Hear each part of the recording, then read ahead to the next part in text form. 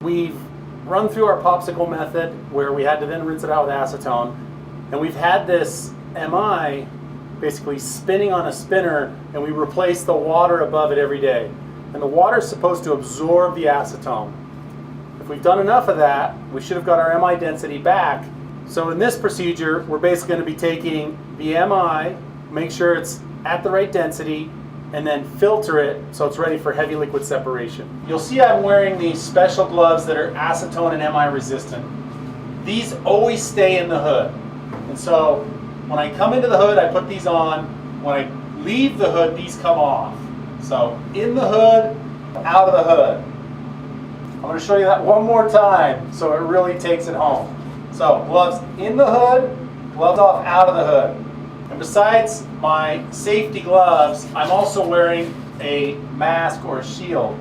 This shield is extremely important because the MI is extremely of a low viscosity. So if you do make a mistake, it splatters and sends a spray. You want to make sure you protect your face at all times. You'll also notice I wear a pair of gloves underneath my protective gloves. Just one more step in protection. The reason why I'm wearing all this safety gear is because MI is suspected of being carcinogenic and mutagenic. So it's nothing that you want to mess around with. It has the vapor pressure of alcohol, close, plus or minus. So it will evaporate. You might think, oh, it's gone, just like alcohol. But the problem is the worst part of the MI are the salts that are left after it evaporates. So everything you see here does not leave this hood until it's been completely rinsed with acetone, and then I take it straight over to the sink and soap everything down. And then, only then, is it safe enough that you can consider it clean. And I have my whole station here laid out. And that's pretty much just a bowl that sits in its tri-corner beaker. So that's my stand. The beaker's nice because when the bowl gets MI into it, you want to keep it in a safe place from rolling around. Next thing we have is a funnel with a filter paper that will make sure you don't let anything through that filter. So it has to have an extremely tiny mesh.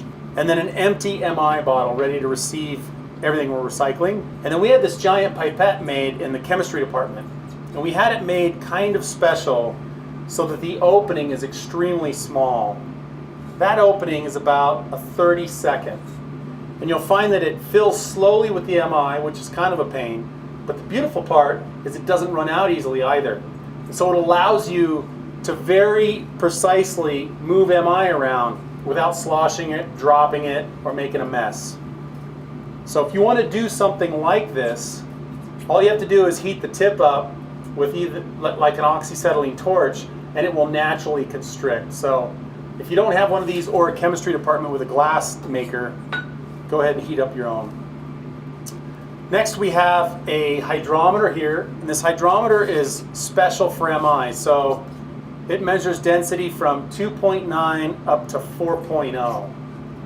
So we have that. Then for that hydrometer we have a non-graduated cylinder.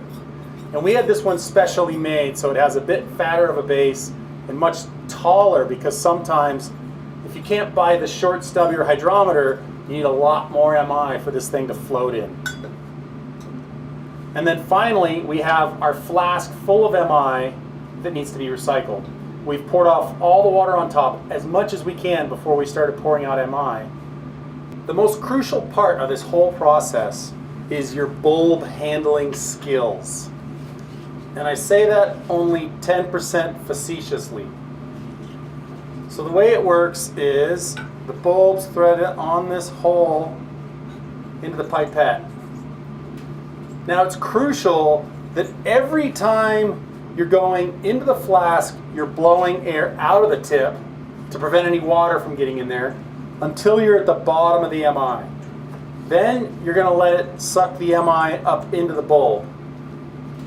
Now the hardest part is getting the bulb with MI out of the flask without anything splurting out of the top, and then getting it either into the graduated cylinder or into the filter paper without it sloshing down and squirting out. The first thing, as you're putting the pipette through the water into the MI, you want to be squeezing the bulb.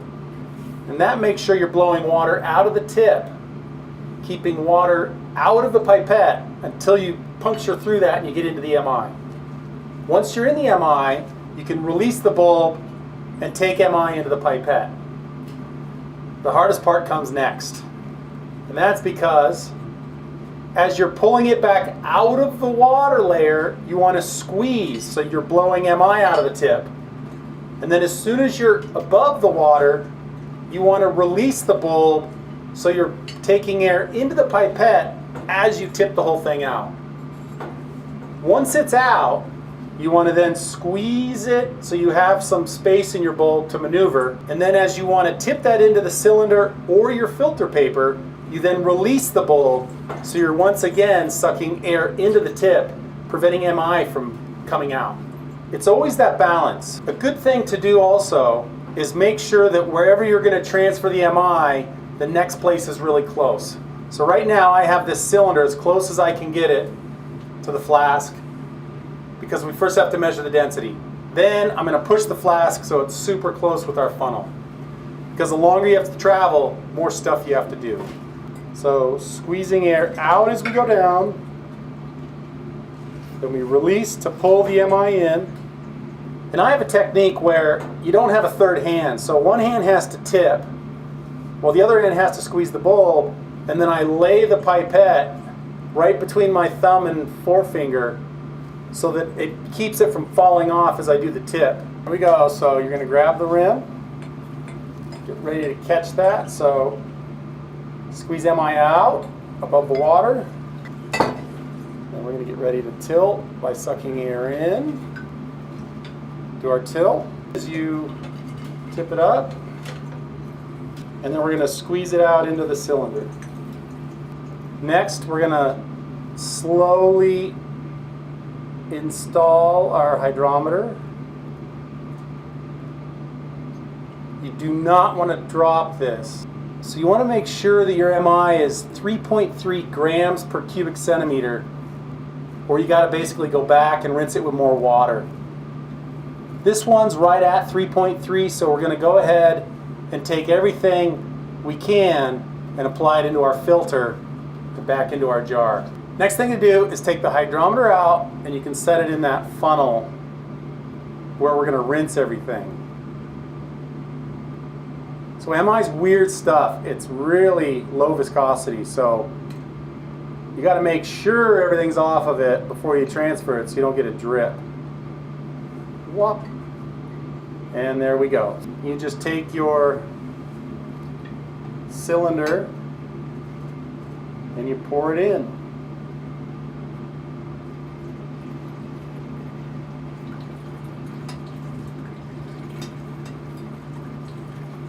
At this point of the process, it's just pulling it out of here, putting it into there. Here we go. So you're going to grab the rim, get ready to catch that. So squeeze MI out above the water, tilt, suck air in on the tilt, and squeeze some air out, then suck air in on the transfer.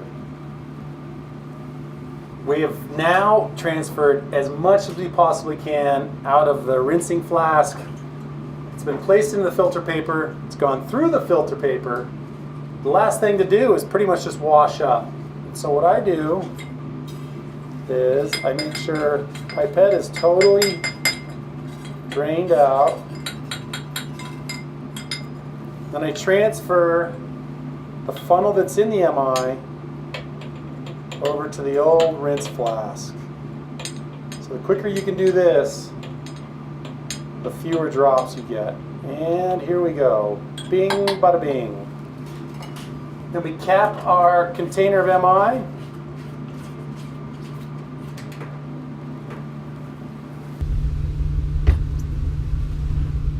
The end of this pipette sticks up higher in the bulb, so you're going to get a little bit of MI that comes out of that, so I like to go slow and make sure all the MI can trickle out before I pull the bulb off. There we go. And now we're going to rinse it with acetone. and I've learned the hard way, if you're short, you do not want things running down your glove. So you have to make sure your glove is either kicked over or higher than whatever you're rinsing.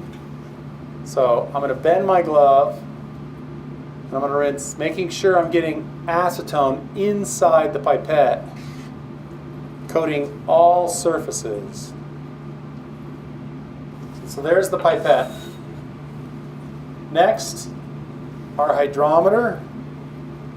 You got to realize this thing is like as thin as a light bulb with a huge plug of lead at the bottom, so it's extremely fragile. Give it a nice 3 solid rinses.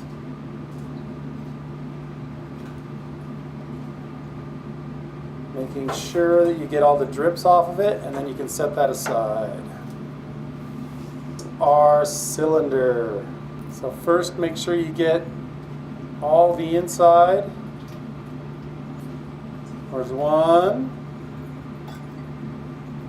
2, 3, and then the outside. So that's 3 on the top.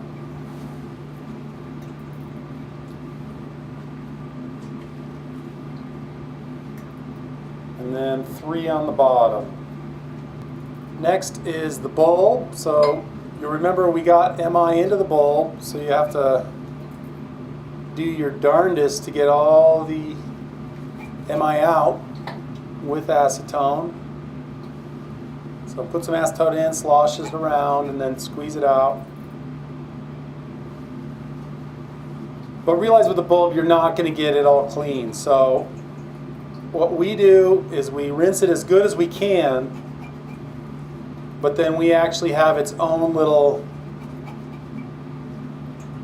tri-corner beaker here that we set completely aside. We set it out of the way that nobody else can mess with it. Now that everything's been rinsed, we're going to collect our filter paper. This is going to get disposed of specially through our waste management. So we set these aside. They'll be labeled and bagged again.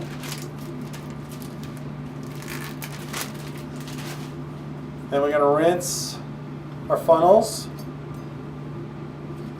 And now we can take everything to the sink. It's going to get soaped, sponged. We're going to use a pipe cleaner for that.